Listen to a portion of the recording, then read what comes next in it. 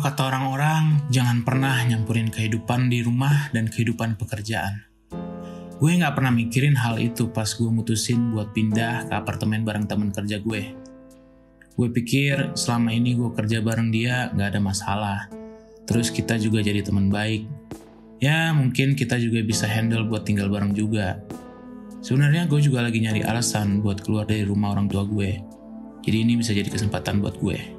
Gue juga nggak mikirin gimana realitanya tinggal bareng teman kerja. Gue nggak mikirin gimana kalau gue nggak ada waktu buat happy-happy, gimana kalau masalah kerjaan dibawa ke rumah. Gue nggak sadar kalau misalnya dia rajin dan teratur sama kerjaannya, bisa aja dia jorok sama males beres-beres kalau di rumah. Gimana kalau gue nggak mau ngasih tumpangan dia ke kantor setiap hari? Dan mungkin kalau dia orangnya seru, asik di kantor, padahal sebenarnya dia sering telat, dan cuma bisa malu doang. Tapi emang, faktanya teman gue ini secara nggak sengaja lagi nunjukin tanda-tanda kalau dia lagi bermasalah nutup-nutupin sama candu alkoholnya. Ya, kalau dipikir-pikir masih lebih baik daripada tinggal sama orang tua kan.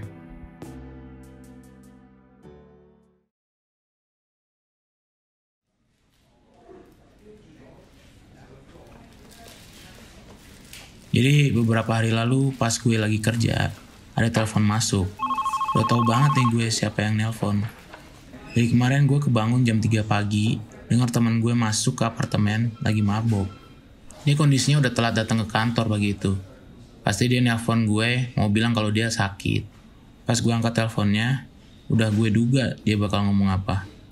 Tapi gaya bicaranya itu yang agak beda kayak biasanya. Gue tiap hari dengar kata-kata yang sama, alasan yang sama. Bilangnya lagi gak enak badan lah, apalah. Dia tuh kayak baca naskah tiap dia nelpon gue. Gaya bicaranya selalu sama. Tapi kali ini, kayak ada yang beda. Kayak gue gak kenal dia gitu loh. Biasanya dia sok-sok batuk-batuk gitu kalau nelpon gue. Sekarang suaranya kayak berat, terus serak-serak gitu. Sampai-sampai gue mikir dia beneran sakit, bukan hangover. Tapi ya gitu deh, kayak ada yang aneh sama dia. Tapi gue gak terlalu mikirin itu apa-apa sih. Sebelum gue mau ngomong nanya kenapa, dia udah langsung nutup teleponnya. Dia langsung bilang, sebelum nutup telepon.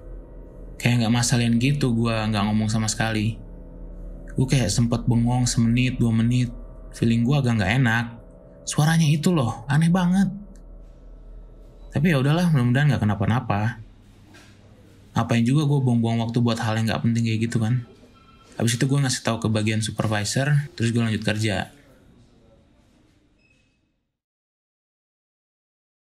Nah malamnya, pas gue pulang, gue gak ngeliat roommate gue. Gue biasanya ngira kalau dia gak ada di apartemen. Tapi mobilnya ada di parkiran. Terus kamarnya dikunci. Gue coba ngetok pintu kamarnya tapi gak ada yang bales. Apa dia benar-benar sakit ya? Atau mungkin hangovernya parah banget kali ya? Gue harusnya gak sekhawatir ini sih.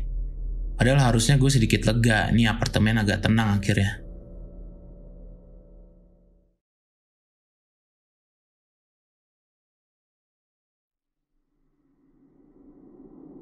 Nah besokannya gue mulai bener-bener agak khawatir pas dia gak datang ke kantor lagi.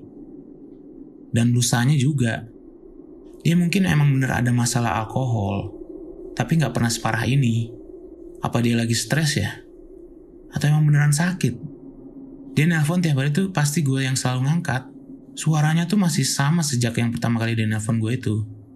Gue udah nanya kenapa pas ditelepon, tapi dia kayak pura-pura gak denger gue gitu.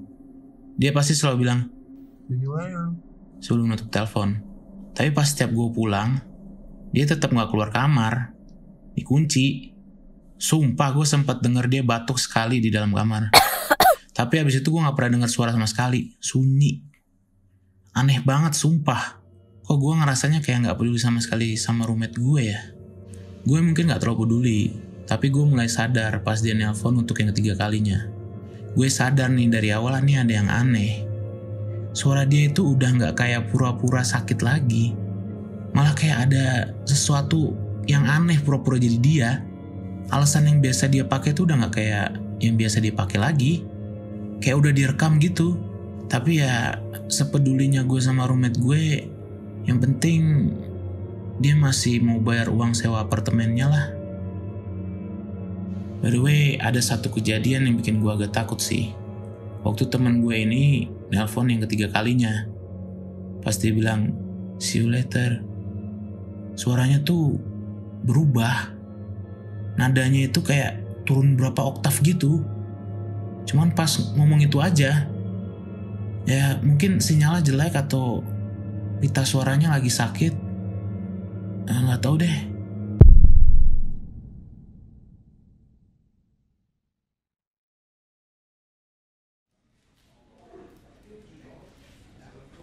Nah besoknya dia nggak ke kantor lagi. Tapi sekarang dia nggak nelpon. Bos gue yang mulai bingung mau marah atau prihatin nyuruh gue buat ngecek keadaan roommate gue. Ya mau nggak mau ya gue lakuin juga. Gue sebenarnya nggak mau ikut campur juga sama urusan roommate gue. Tapi ya gue juga nggak mau bos gue marah sama gue. Gue juga nggak punya alasan, kan gue tinggal bareng sama dia.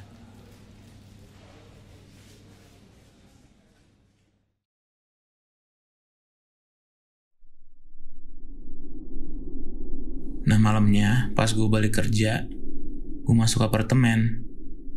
Gue tahu banget nih ada yang nggak bener. Heaternya mati. Padahal ini kan lagi di pertengahan musim dingin. Parah dingin banget di dalam. Gue lebih ke ngeri sih daripada marah. Masalahnya roommate gue ini punya penyakit anemia. Dia aja gak bakal tahan kalau kena angin di musim panas. Gue lihat dari pintu masuk itu termostatnya di set off. Jadi heaternya itu gak rusak. Jadi siapa yang matiin?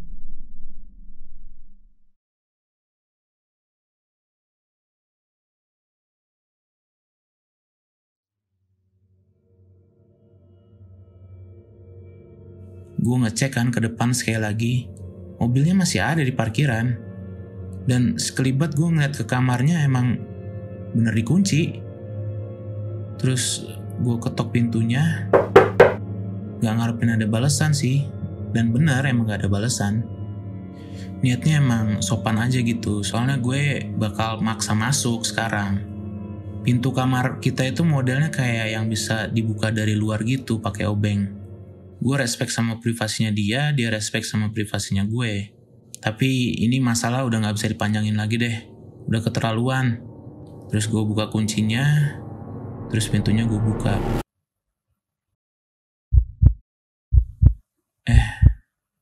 Dia berdiri di depan pintu,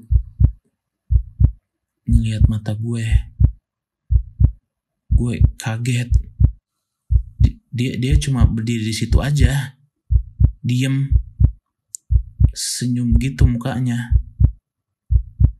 Ternyata dia sebenarnya nggak ngelihat ke gue. Dia nggak gerak sama sekali. Matanya yang nggak kedip sama sekali itu sebenarnya ngelihat ke pintu, bukan ke gue. Pas gue ngedekat, ngelihat mukanya, bibirnya pecah-pecah gitu, hancur. Kayak dia ngunyah bibirnya sendiri. Dia gak nafas.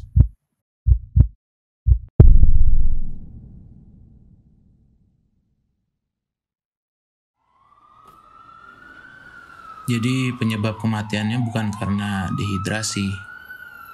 Orang-orang yang sempat gue ajak ngomong aja gak tahu itu gejala dehidrasi kayak gimana. Penyakit mental sih kayaknya yang paling gampang.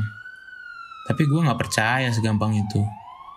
Lo tahu kan, roommate gue ini udah meninggal sejak terakhir kali dia nelfon gue. Tapi handphone dia gak ditemuin. Udah dilacak juga, gak ada di mana-mana. Kamera security apartemen juga ngeliatin kalau mobil dia tuh gak pindah-pindah sama sekali.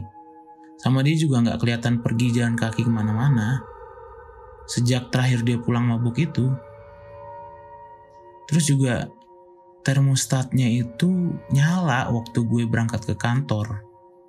Itu terakhir kalinya gue lihat hampir 24 jam setelah dia dinyatain meninggal. Ini nih ada yang aneh.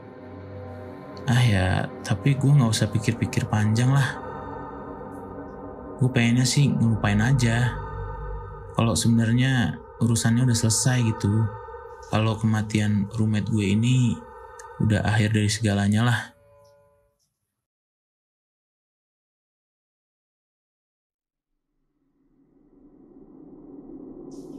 Well,